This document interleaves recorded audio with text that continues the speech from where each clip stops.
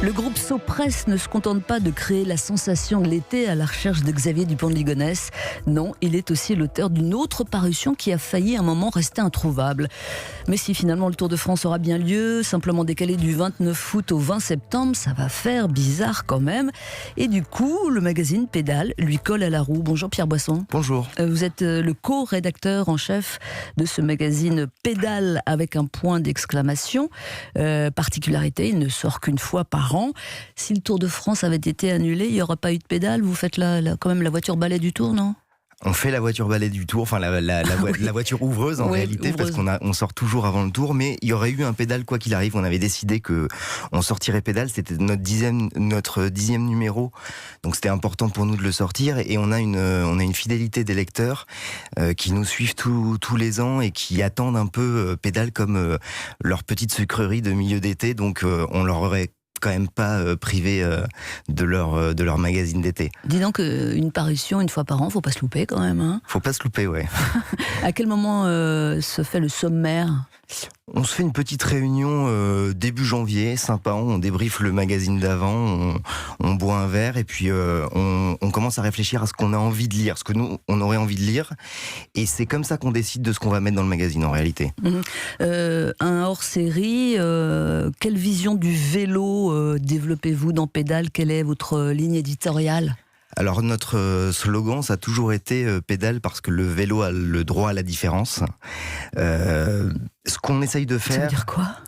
Vous jouez sur plusieurs registres, c'est ça ? Non, en fait, on essaye de parler du vélo un peu différemment. C'est-à-dire qu'on a toujours, par exemple, une grande interview. On va voir un coureur qu'on va psychanalyser quasiment. C'est-à-dire que c'est des interviews qui durent 5-6 heures. C'est très long, on leur donne du temps. C'est des interviews qui vont faire 12, 13, 14 pages à la fin. Et ça permet aux cyclistes d'exprimer des choses qu'ils ne feraient pas dans d'autres publications où ils auraient moins de temps et moins d'espace. Oui, mais le droit à la différence, ça fait référence à Pédale PD, pour parler clairement. Ouais, c'est le slogan, on s'amuse avec les noms qu'on donne à nos magazines. Là, le droit à la différence, c'est aussi de dire, on va parler du vélo différemment, on va faire des reportages différemment, on va aller aussi parler de coureurs qu'on aime parce qu'ils sont différents, parce qu'ils transmettent des émotions différentes. C'est pour ça que là, dans le dernier numéro, on fait une couverture sur Pantani, parce que pour nous, Pantani, c'est ça, c'est l'essence même de Pédale. C'est pour ça aussi qu'on va voir Thibaut Pinot, parce que c'est un champion français qui est un peu difficile à aimer, et que nous, on aime parce qu'il est différent. Nous sommes aussi en compagnie d'Axel May, bonjour. Bonjour. Vous êtes journaliste au service des sports d'Europe 1 et vous vous préparez à couvrir ce Tour de France un peu spécial, tour qui fait son intéressant en commençant fin août. Combien de tours à votre compteur, Axel ? J'ai commencé en 2014, donc je vous laisse calculer. 6, 7. Oui, ça fait une petite expérience. Voilà. Ouais. C'est pas énorme par rapport à d'autres, mais on commence à avoir un bon aperçu de ce que c'est que cette grande machine qu'est le Tour de France. Alors, les histoires du Tour, j'imagine que la dramaturgie, étape après étape, est suffisante. Vous n'allez pas chercher des angles ailleurs, vous, dans la couverture du Tour de France. Bon, de la part de la rédaction en chef, il y a quand même la volonté qu'il y ait des angles un peu particuliers, que ce soit pas uniquement la course, mais là, dans ce tour très spécial, qui va commencer très spécial parce que pour la première fois de son histoire, on l'a dit, il a lieu en septembre, et puis parce qu'il y a la situation sanitaire, forcément, on va avoir beaucoup de sujets à faire au début sur l'accueil du public, les coureurs qui seront dans une bulle. Juste une petite parenthèse, l'Union cycliste internationale qui gère le cyclisme a demandé aux coureurs que chaque équipe soit dans une bulle d'équipe, donc sans contact avec l'extérieur. Une bulle au sens propre. Au sens propre, c'est ça, voilà. Et puis après, en course, ça fera une bulle de peloton. Voilà. Et donc on est dans le registre de la bulle du côté de l'Union cycliste internationale. Mm-hmm. Ça ira avec les bulles de champagne à l'arrivée. C'est un tour de bulles. Est-ce que vous comprenez pourquoi le Tour de France draine tellement de mythologie ? Il y a des grandes plumes qui se sont penchées sur lui. On pense évidemment à Antoine Blondin. Le Tour a toujours inspiré. Vous comprenez pourquoi ? Souvent, quand on parle avec quelqu'un qui n'aime pas forcément le Tour de France, il va vous dire moi j'y allais avec mon grand-père ou ma grand-mère, bon c'est plutôt le grand-père, sur les routes du Tour, on était avec le camping-car ou tout simplement avec la table de camping et on regardait le Tour passer. Donc il y a cette image de ce lien à l'enfance auquel renvoie le Tour et qui fait qu'à travers les générations, ça continue, indépendamment de la carte postale de la France qui est présentée à la télévision. Et vous, Pierre Boisson, c'est aussi ces hommes sur leur vélo qui arrivent à avaler des cols, des kilomètres, l'effort, c'est ça ? La souffrance, c'est la particularité de ce sport. C'est un sport qui est terrible, honnêtement, à suivre et à pratiquer.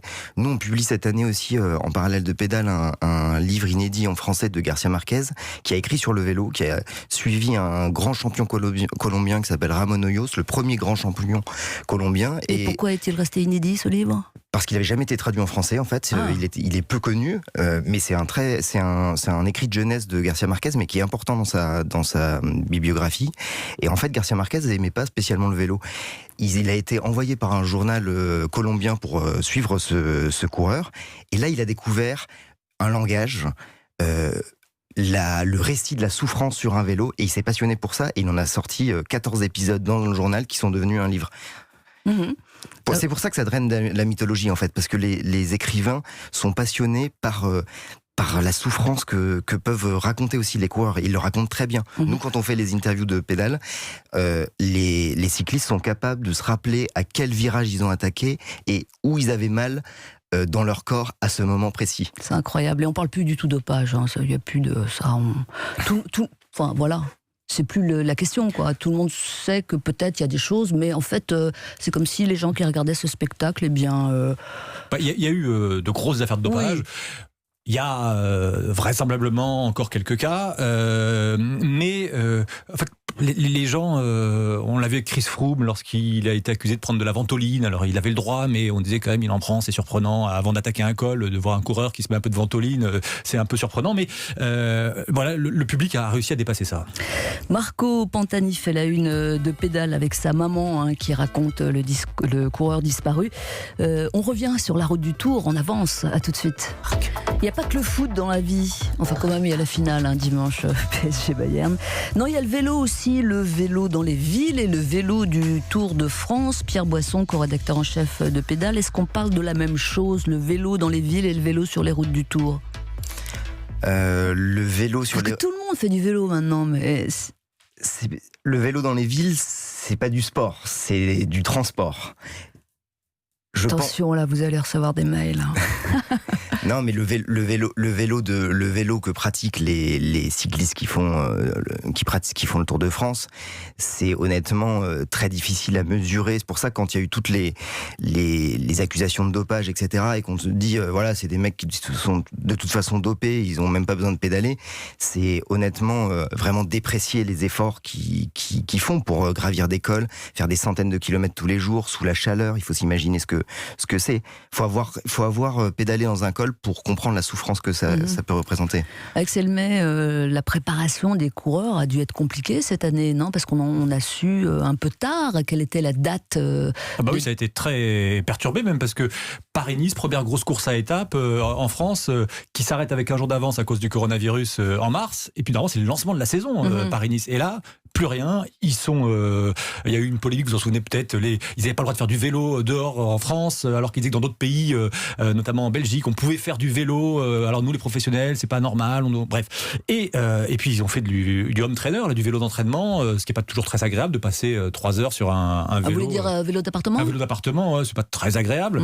Ils ont fait ça et ils savaient pas quand ça allait reprendre. Donc ouais, ça a été très très très perturbé comme saison. Et ça l'est encore. Pourquoi ça l'est encore ? La saison a commencé vraiment début août, et on a vu beaucoup de grosses chutes dans différentes épreuves. Vrai, ouais. Peut-être lié au fait qu'ils étaient un peu comme des lions en cage. Dès qu'on les a lâchés, ils sont partis sans doute trop vite. Le manque de répétition des courses aussi a sans doute joué, et je serais pas étonné de voir qu'au début du Tour de France, on a aussi, c'est toujours assez nerveux le début de la grande boucle, des chutes peut-être plus que d'autres années. Alors dans le magazine Pédale cette année, ça fait bizarre de le dire comme ça. J'ai pointé 2 papiers.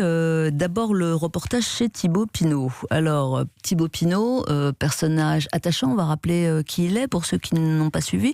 Il était bien placé l'an dernier sur le Tour de France. L'an dernier, il pouvait même gagner le Tour de France. Au dernier moment, il est victime d'une blessure qui reste inexpliquée. Il a mal à la cuisse et il ne peut plus avancer. Il est obligé d'abandonner à quelques jours de l'arrivée, alors que toute la France attend qu'un Français gagne le Tour de France depuis 30 ans.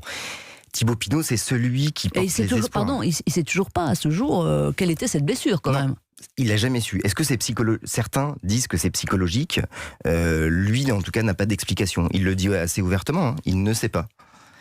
Et du coup, c'est ça la spécificité de Thibaut Pinot. C'est un coureur qui est assez romantique, qui honnêtement transmet des passions assez incroyables parce qu'on pense toujours qu'il va gagner. Il a un talent fou et en même temps, il se laisse porter par ses émotions, par ses instincts. Ça lui donne de la force et c'est aussi parfois sa faiblesse. Et donc, Pédale est allé le voir chez lui au milieu de ses bêtes.